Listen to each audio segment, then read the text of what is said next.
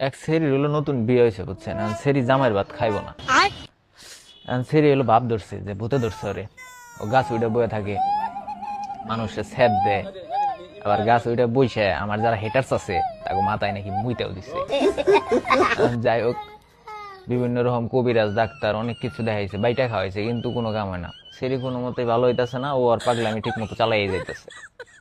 বাড়ির মানুষ তো গেছে বিপদে পড়ে, এখন কি করুন যায় কি করুন যায়। যাই হোক, এই পরিস্থিতিতে এলাকার এক 1200 এটারে নাগল পাইছে।